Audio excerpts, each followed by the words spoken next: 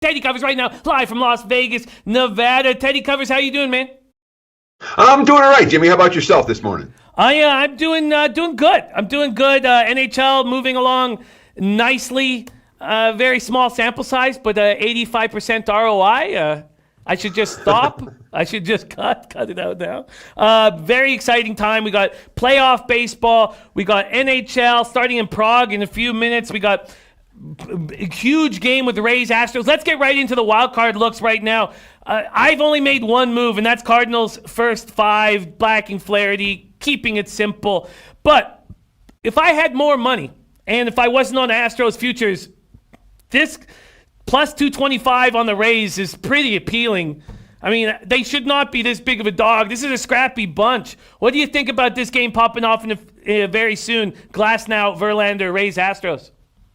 So I made one bet on the 4 games for tonight, and I've been sitting here all morning debating, am I going to pull the trigger on Tampa or not? Am I going to pull the trigger on Tampa or not? I haven't done it yet. It's the only way I would bet the game. Don't know I would even think about betting the game.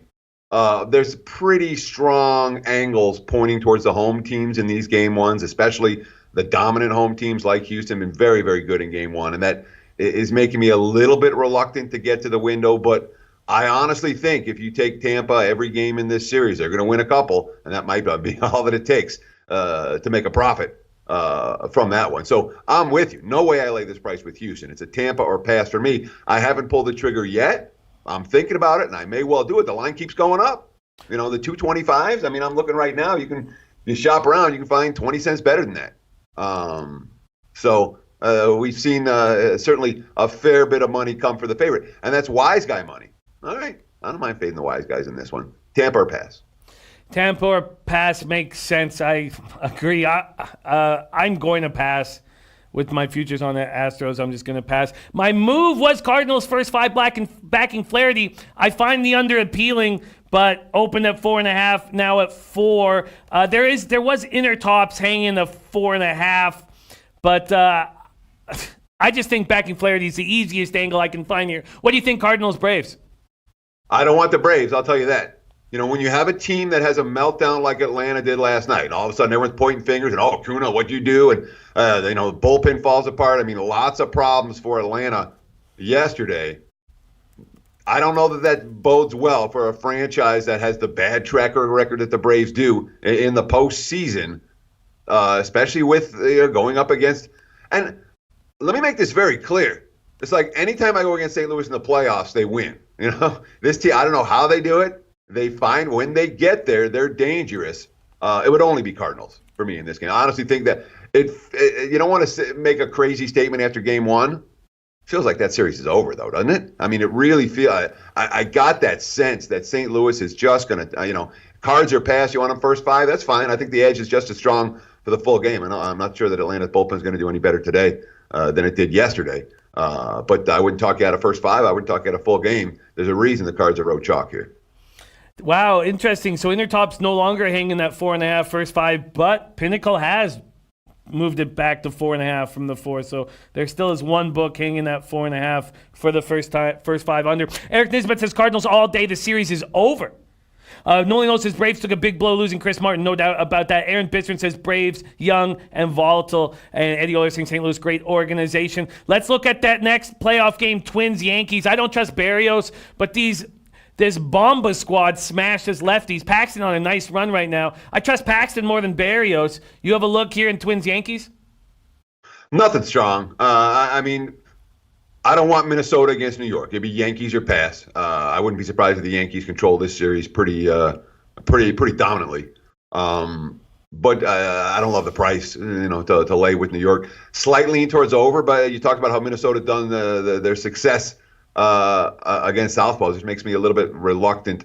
But I feel like Paxton should have success today. And again, when you're talking about the Yankees bullpen, don't know there's a better bullpen in baseball than what the Yankees bring to the table. So when they have a lead after 5 or 6, they're in great shape moving forward. It'd be Yankees or pass, but that's not one that really piqued my interest from a betting standpoint. Yeah, it does seem like there's a lot of volatility, and it is cold, 61 Fahrenheit, 11 miles per hour in Nut Flush Allen in the house. Very, very loving, kind comment, Nut Flush Allen. Love it. Love seeing that. And then let's move on to the final game on the card. Strasburg, Kershaw, Nationals, Dodgers, 76 Fahrenheit clear, 6 miles per hour out to right center. What do you think here? So I'm only looking at LA in this series. I bet the Dodgers last night. That was pretty easy. When they got to 1 in the first, I'm like, that's going to be enough, and it was, which I was very happy with. I'm right back in the Dodgers today. Dodgers are winning this series. Dodgers might sweep this series. I have no interest in the Washington side. And the fact that it's Strasburg on the hill has given us a relatively cheap price to lay with the Dodgers team that we talked about the focus going into yesterday. You see those at-bats in the first inning when they walk and they drew all those walks?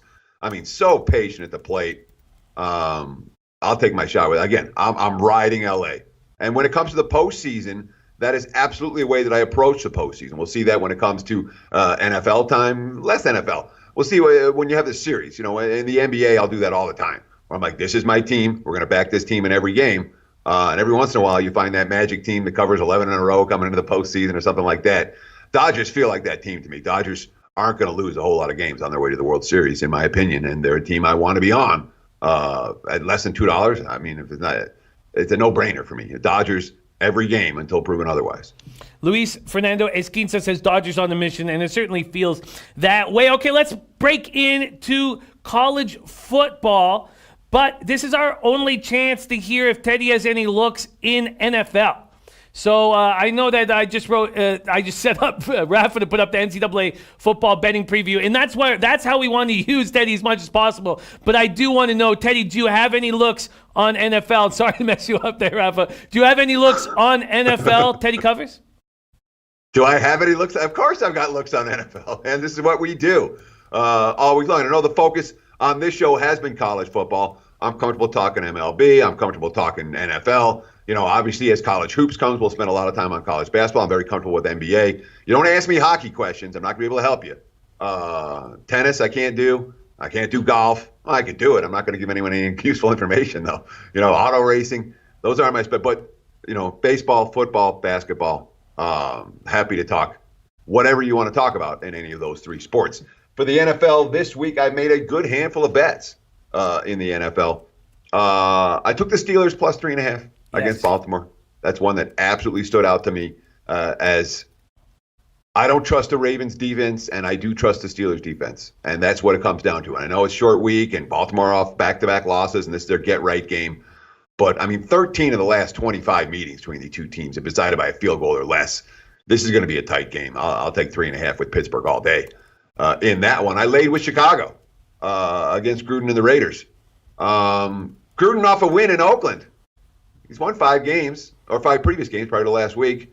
The following week, Raiders 0-5 straight up, 0-5 against the spread, average loss by double digits. They haven't been real good at following this stuff up. Khalil Mack, I saw this great tweet the other day. Khalil Mack with more sacks per game and forced fumbles per game than the entire Raiders defense since that trade was made. And right now, that Bears defense is wrecking everybody. Everybody. Chicago's defense is as scary as anything I've seen in the last 5 years. They're really good, and I don't trust any team to move the football against them, let alone a Raiders team that has a bad track record in Oakland. So I laid with Chicago. I took with Pittsburgh. I took with Tampa. The number's gone. I mean, you know, at 3, it's not nearly as strong of a play. But I took Tampa early in the week, and I thought that was fairly strong. Again, Bridgewater's been only playing from ahead. He had the biggest deficit he's faced is 1. And we've seen plenty of success from the Bucs offense against New Orleans' defense. I think this is a game that Bridgewater has to do something, and I'm not convinced he can. So I like Tampa. But again, the number's gone there. It's not one I'm going to give you as a strong play. I played the Monday Night Football game over. Cleveland and San Fran. I played it over now. I wasn't sure what the number was going to do, but I wanted to lock in at 46.5. I like the concept of Shanahan with extra time to prepare and with Jimmy G, even against a strong Browns defense. And as we saw last week, you know, Cleveland's going to figure things out offensively. And, you know, you look at me, San Fran's a dead nuts over team. They're going to play with pace. That offense is really good. The defense isn't atrocious, but their stats are better than I think they actually are because of their competition that they faced early in the season. So I do like that Monday Night Football game over the total. So there's 4 looks that I had in the NFL this weekend. And there's a 5th one that I haven't bet, and I'm not sure that I will, but I'll talk it right here, and that's the Jets against the Eagles. Philly can't be laying 2 touchdowns in this game. But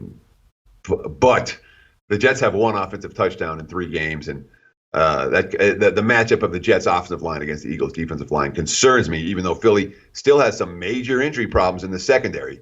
And the Jets, with Gase off a bye, this is, the winless teams off a bye have been good ATS. And I think the Jets are capable of scoring more than 1 offensive touchdown every 3 games, even if it is Luke Falk at QB. So I lean Jets. I have not yet pulled the trigger on that one. I'm not convinced I'm going to, but I probably will. Yeah, the Jets is I like your angle with Gase off of a bye, even though I'm not a big Gase guy, but teams who haven't won off the bye is the angle that makes. Stop for a minute there. Yeah. Well, Jimmy, because I want to ask you, I hear more criticism about Adam Gase than most head coaches. If you watch Miami, and again, Miami last year, I cashed an over-season win ticket. That team was 6.5 wins. They got to 7 wins. That was a 2-win team that Gase absolutely coaxed 5 extra wins out of. And yeah, they were lucky, and this happened and that happened. But Gase has never had a good situation, and his teams have always overachieved. I don't know why people don't like him so much. Explain. I'll question you now, Jimmy. When I hear Gase talk and when I hear Gase break things down, I feel like he's not in control. His eyes are shooting out all over the place. And I know this isn't about being able to interview well or anything like that, but I just don't feel like he's in control. And there's a lot of psychology that goes into coaching a team and dealing with players. And I feel like he does all of that very poorly.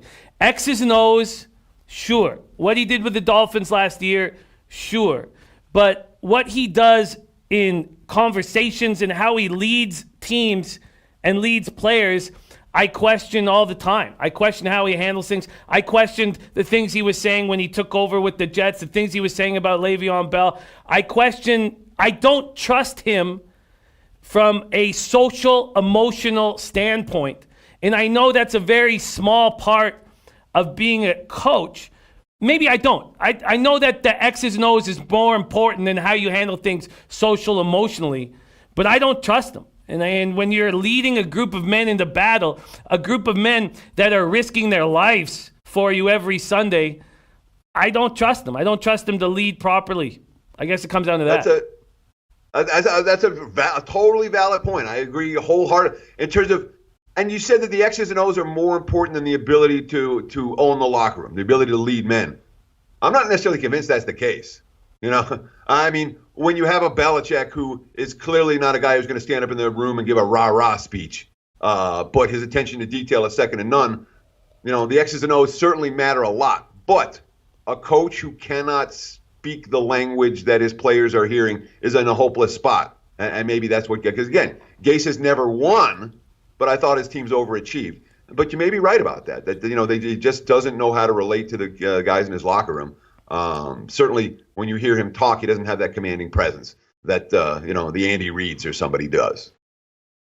Yeah, and we could talk more about Gase because he's a tricky dude. He's a tricky dude. But over your action and backing him off of a bye week, I totally get.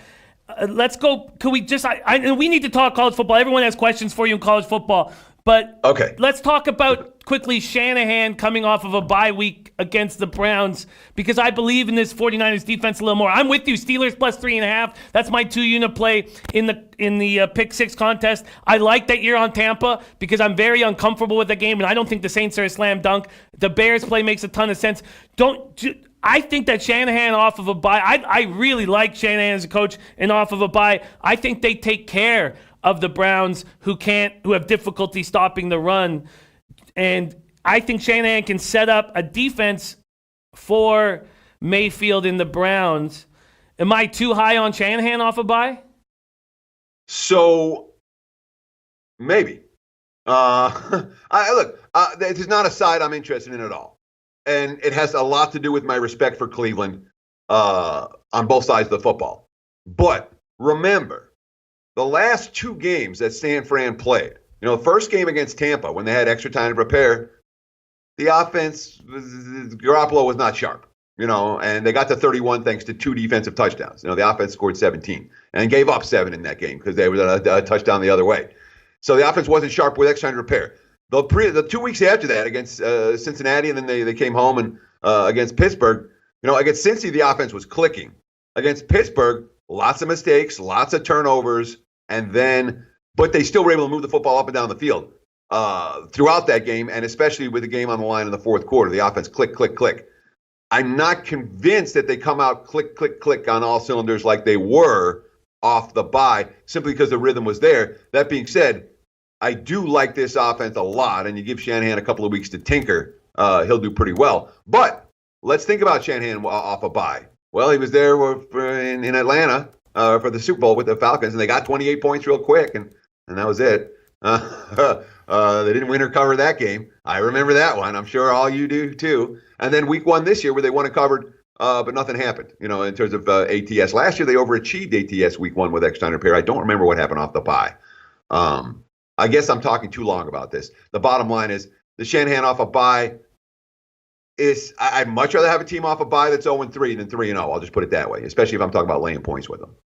Oh, very, very interesting, and thank you for that analysis.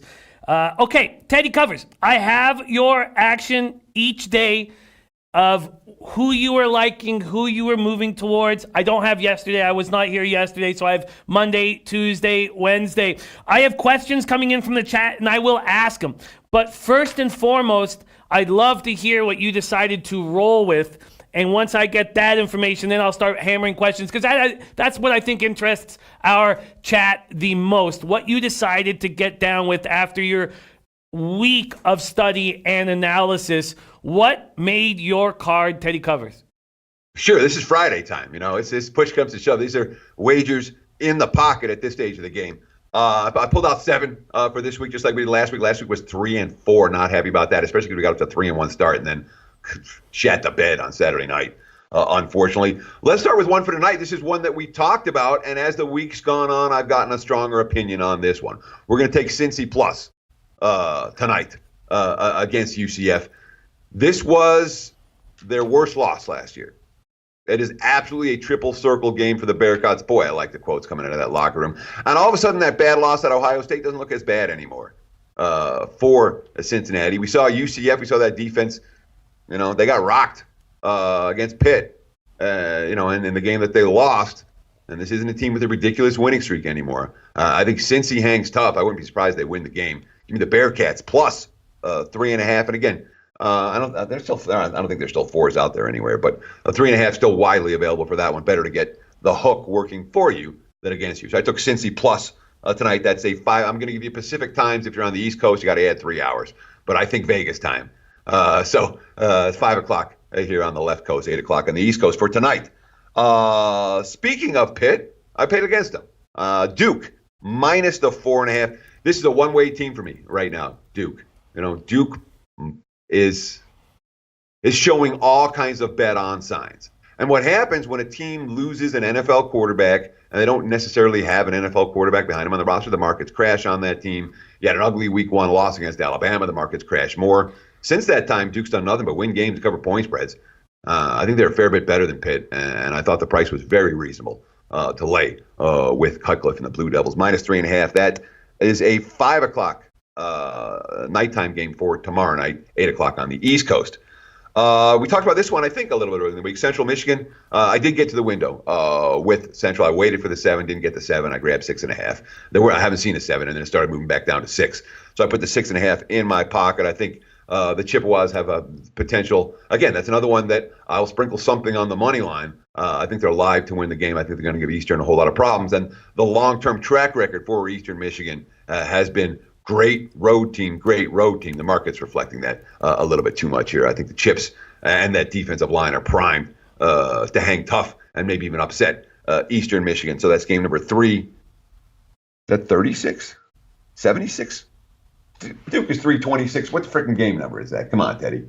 I'm monologuing here and I'm botching game numbers. I'm not happy about it. Duke's 326. Said 336. Sorry, I couldn't read my handwriting. Let's go to 346. betting number 346. And take a look at Colorado State plus the 8. That's the late night bailout special, 7:30 here on the left coast, 10:30 if you're on the East Coast. And again, this is why bet with your head, not over it. You've had a bad day. Don't triple up on this one. Nonetheless, I do think Colorado State is live. San Diego State is not built to cover double digit or more than a touchdown on the road. They're just, I understand, off a bye and all of that. But I like this O'Brien kid for the Rams. They've hung tough as a dog each of the last 2 weeks. I expect them to hang tough as a dog on Saturday night as well. So Colorado State plus. Betting number, geez, man, my handwriting's just bad. 374. Iowa State minus 3.5. You can find threes and shop for a 3 and find a 3 for this game. I don't like this spot here for TCU at all, and I love it for Iowa State coming home. They've lost twice now. This is circle the wagons time. TCU's offense is not dynamic. I like Iowa State. I lean under in this game as well. I may pull the trigger on the both of them because I don't think TCU is going to be putting up points in bunches in this one. It's an Iowa State spot. They're going to win. That's an early start game, 9 o'clock here on the left coast. This is one I know I talked about very early in the week. I still like it. Troy, Missouri over. 66 the total. Everything to me sets up for a high-scoring affair. You have an underdog that wants to chuck the football around, that isn't afraid about playing with pace. You have a favorite that wants to chuck the football around and isn't afraid to play with pace. We have two teams that have been very efficient in the red zone so far this season. So I really think that game has significant high-scoring potential. Troy, Missouri over. That's a 1 o'clock Pacific time, 4 o'clock on the East Coast. And last but not least, let's do a first half play. I pulled the trigger at plus 11. I got there. Michigan State plus 11. Simply, the concept is this. I don't believe Sparty's going to be able to score and march up and down the field against Ohio State. I do think that Sparty's defense can hang for a while. Again, last year was 9-6 into the fourth quarter. And then the defense finally wore down 26-6 final. I expect a relatively tight game in the first half. Double digits is too much against this Sparty defense. Maybe they wear it on late after the offense goes 3 and out 100 times. But first half, Michigan State plus the 11. Again, that's game number 391. Sparty plus 11 against the Buckeyes in the horseshoe. You were rolling hot there. Teddy covers and I was feverishly writing notes. Cincy plus the points. Duke minus the points. Central Michigan plus 6.5. Colorado State, Iowa State, Troy, Missouri over. Michigan State first half plus 11. Extremely helpful for our capping. Thank you for sharing all of your hard work there. Thank you for sharing all your hard work. Eddie Euler says 80% thunderstorms in that Troy game. Does that concern you at all? So, modestly, it does. However, what I don't want is the stadium to clear out and then everyone to come back, because then you sometimes see a lethargic effort. But a wet field in itself doesn't bother me at all. The receivers know where they're running. The cornerbacks don't. A little bit of rain is not going to freak me out in that game. Big boomers might. But I'm locked in already, so there's probably not much I'm going to do about it. I don't expect to get off the game, but we will monitor that forecast pretty closely tomorrow morning. Oh, I love it, Teddy. Great work. And you left us a bunch of time for questions. And the questions are rolling in fast and furious. The first one everybody's wondering about is what you think about this New Mexico San Jose State game. And we talked about it quite a bit, but the main thing about this spot is a lot of guys in the chat are on this over. Opened at 66.5 and now at 67. What do you think about the total and or the side, New Mexico San Jose State tonight? I mean, I've got my issues with New Mexico's scoring ability. I understand that San Jose does not have a great defense, but the Lobos don't have a very dynamic offense. It's not a team with playmakers. We haven't seen the quick strike touchdowns. And the only time I'm betting overs is when I'm confident that we're going to get some cheap scores. And neither one of these teams, they're not going to score on defense. They're not likely to score on special teams. So in order for this game to go over, that efficiency in the red zone has to be tremendous. And it might, but it's not one that's going to get to the window. The money that came on New Mexico, remember, this was 7. Now it's 6.5. That's all wise guy money. So take that for what it's worth. San Jose, again, they're a great dog. Last 2 weeks, got the money as a dog. Now they're switching roles. It's not a game I'm betting, so I don't want to talk anyone out of anything, but this is why I'm not betting the over and San Jose as a chalk. Again, if I had to play it, San Jose would be the play for me, but I don't have to play it. It's not a team that has any history whatsoever in winning games and winning games by margin and holding a lead when, if San Jose State's up 10 with 6 minutes to go, do you trust them to hold the lead and run out the clock? I don't. So I won't lay it. Sorry, I know we have a ton of questions. I promise I won't give this much. I'll try to do quick hitters for you moving forward. I'm trying to be very conscious of time. That's why I kind of raced through what I had to do with my plays, just because I want to make sure we have ample time for all the guys in the chat who make this show possible. Oh, no, well put and great stuff, Teddy. We have our guy Top Set Elio saying, Jimmy, ask Teddy, I'm taking West Virginia plus 11 versus Texas. What do you think? I really don't have a strong opinion on the game. I like the Longhorns. I think Texas is a good, is a team that's capable of putting up points in bunches against West Virginia's defense. I do think that Texas is going to score here. And I'm certainly convinced that Texas is going to remember the way West Virginia beat them last year, with Greer driving them down the field for the game-winning touchdown. Oh, for the game-tying touchdown, but then they went for 2, and they got the 2-point conversion and cashed and won straight up. So obviously Texas wants to go to Morgantown and repay the favor, but the price isn't right for me on the Longhorns. I wouldn't lay. So if I had to play it, I would take West Virginia plus, but I don't have to play it. So it's not a game that that's gonna make my card. Good luck with it. I certainly wouldn't talk you out of it. However, I'll say this. Let me just look at that number real quick right now, because it really looked like that number was going to be going up. And I'm not convinced that that's the case. Oh, I'm an idiot. I have it on money lines. That's why. I'm like, wait a minute, what am I doing?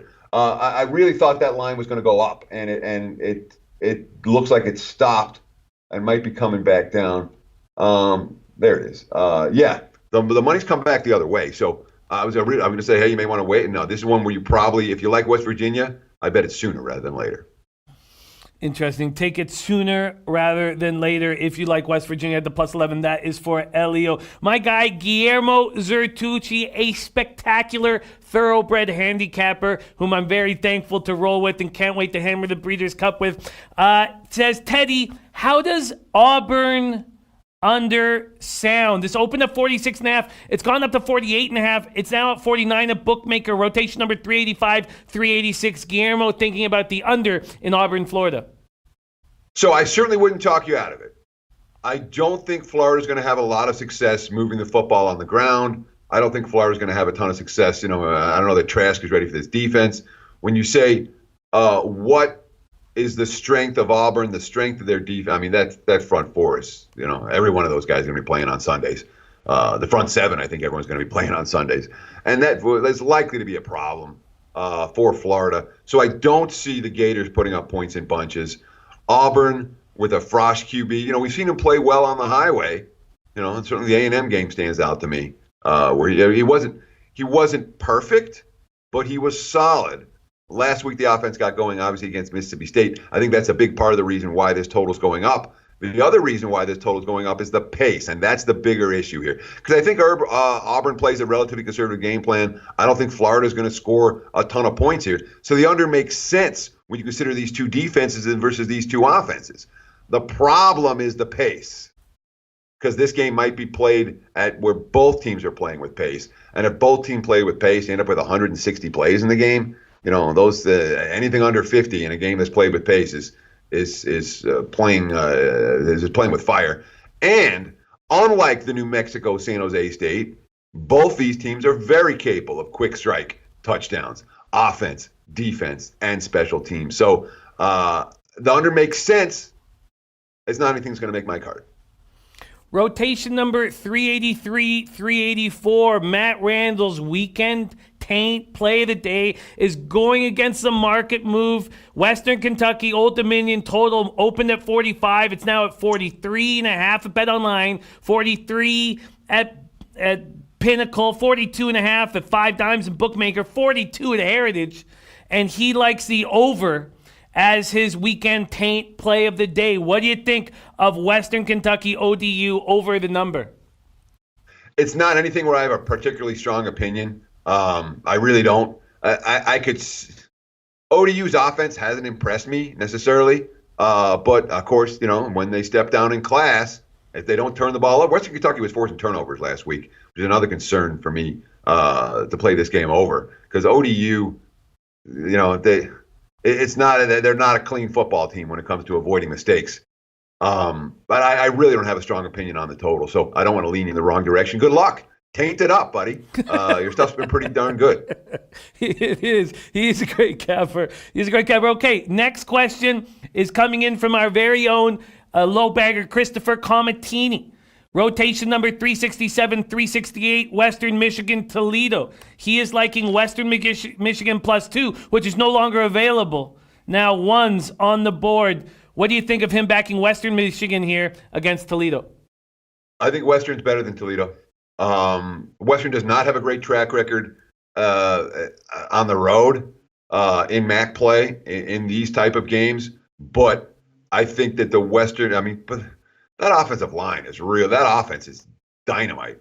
And this game has real shootout potential to me. I would not be surprised at all to see it get up and over the total.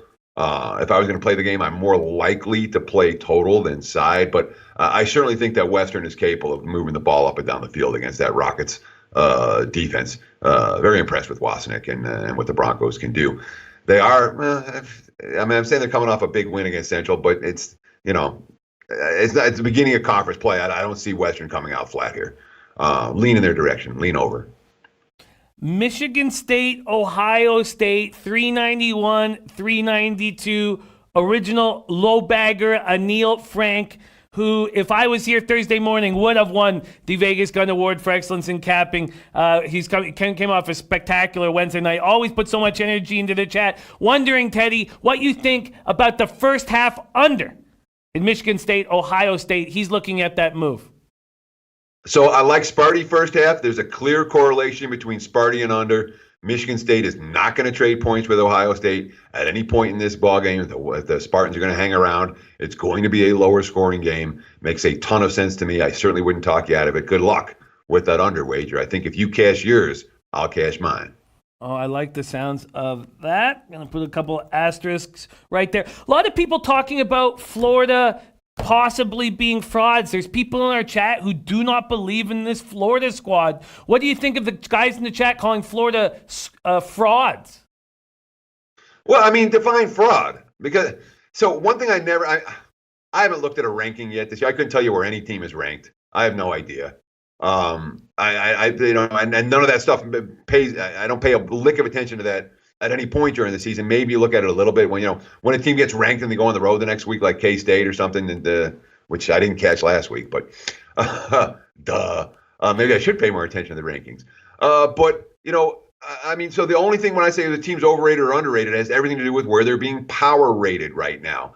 And again, my number for Florida Auburn, I think was 2. So they're being power rated in the markets very close to where I have them power rated in my numbers. So I don't look at Florida as being an overrated team necessarily.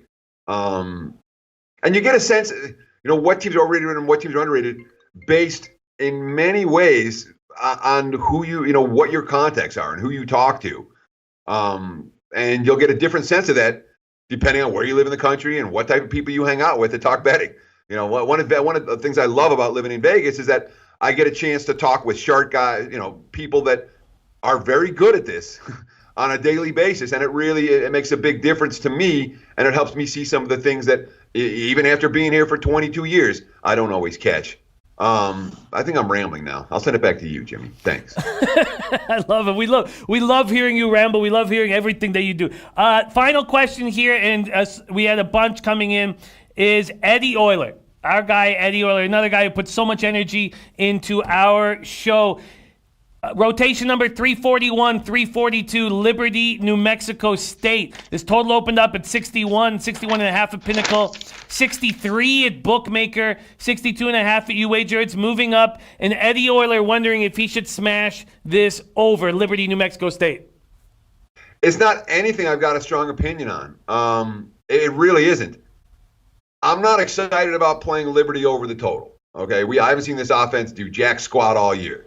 That being said, New Mexico State's defense would have a difficult time stopping me and you and 11 other guys. And, I weigh $150 when I'm dripping wet. So I don't trust the Aggies defense to stop anybody. I don't trust the Liberty offense to score. So it's a difficult total for me to get involved with. It is a tricky total, Liberty, New Mexico State. We'll close with our Nut Flush Allen. Look at the stuff coming, so great. Neil Moneysack, listen to Teddy ramble all day. Day Junior Smile says Teddy is priceless. And Nut Flush Allen says, Jimmy, can you please ask Teddy about thoughts on me taking Wisconsin first half, considering they will be looking ahead to next week? Yeah, if you're going to play the Badgers, first half makes a ton of sense. They came out a little bit. I'm not playing Wisconsin. Moving forward, I think that is an overvalued team. I don't think they're as good as they look. And we saw it last week when, they struggled with the football against Northwestern for extended periods. Defense made some plays, but I'm not looking at Wisconsin as being an undervalued commodity right now. If I was going to get involved and I had to play the game, first half makes a ton of sense, but I wouldn't be surprised they come out a little bit flat here and don't execute as well as they have the last couple of weeks on that opening drive. Great stuff. Man, I wish it didn't end. But push has come to shove.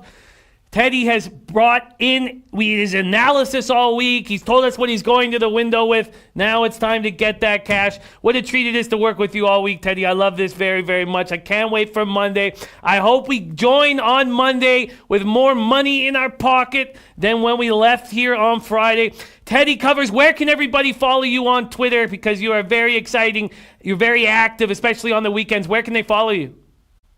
Yeah, we're all looking to have more money in our pockets on Monday than we do on Friday. That's the nature of what we do, Jimmy. And that's the optimism that we have going into any given weekend. I, too, am optimistic about this coming weekend. You can find me on Twitter at Teddy_Covers. I appreciate all the follows, all the comments, all the questions. Enjoy the games this weekend, guys. Good luck. And remember, bet with your head, not over it.